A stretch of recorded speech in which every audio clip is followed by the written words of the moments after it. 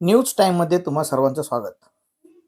महानगरपालिकेच्या ढिसाळ कारभारामुळे नागरिक हातबल, 4 महिन्यात नागरिकांवर दुसऱ्यांदा आंदोलनाची वेळ।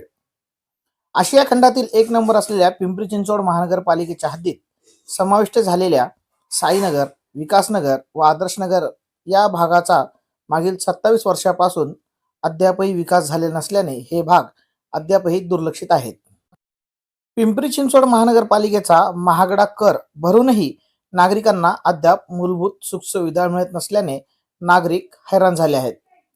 फुले शाहू आंबेडकर विचार मंचाच्या वतीने 4 महिन्यापूर्वी नागरिकांच्या समस्या मांडण्यासाठी प्रशासनाविरोधात आंदोलनाची हाक पुकारण्यात आली होती, परंतु उप शहर अभियंता प्रसाद गुट्टूरवार यांच्या आश्वासनानंतर आंदोलन स्थगित करण्यात आले होते।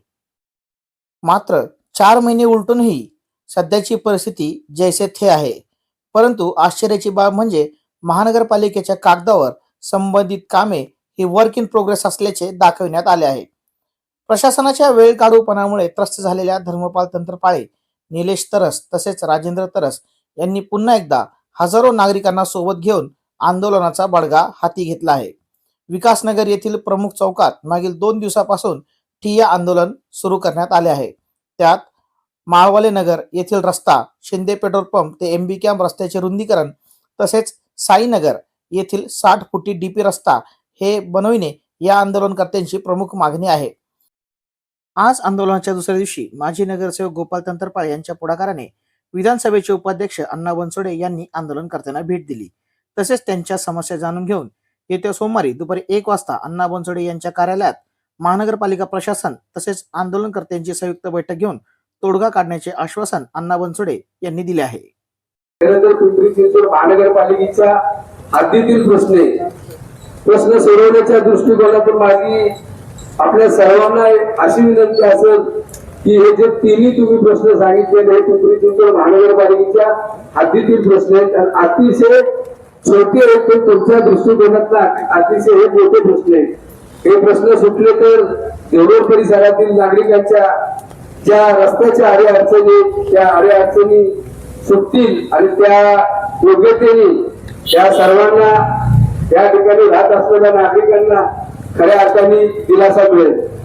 पण आंदोलन ज्यांनी या ठिकाणी केलेले त्यांना माझी एक विनंती आहे की प्रश्न सोडण्याच्या दृष्टिकोनातून मी ही विनंती करत आहे, सोमवारी जर तुम्ही सर्व जण या आंदोलनकर्त्यांनी आणि त्या ज्येष्ठ नागरिक किंवा ज्येष्ठ राजकीय नेत्यांनी जर माझ्या दालनामध्ये जर तुम्ही दुपारी 1 वाजता जर आले तर मी पिंपरी चिंचवड महानगरपालिकेचे ऍडिशनल कमिशनर, नगररचना विभागाचे अधिकारी आणि आमचे प्रभाग, तुमच्या ज्या प्रभागामध्ये तुमचा हा भाग येतो ते प्रभागचे स्थापत्य अधिकारी यांची कॉमन मीटिंग घेऊन आपण हा प्रश्न माझ्या अंदाजे तिथल्या तिथे सुटेल आणि जेणेकरून ते तुम्ही आंदोलन केले त्या आंदोलनकर्त्यांना आणि देवळमधील माझ्या सर्व रहिवाशांना एक आधार आणि एक दिलासा होईल असं माझं निश्चित असं आश्वासन आहे।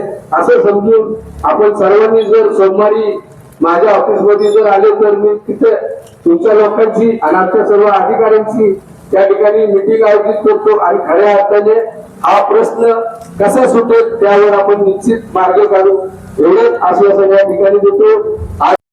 सोमवारी होणाऱ्या या बैठकीनंतर आंदोलनाची पुढची दिशा ठरवणार असल्याचे आंदोलनाचे प्रमुख धर्मपाल तंत्रपाळे यांनी न्यूज टाइमशी बोलताना सांगितले।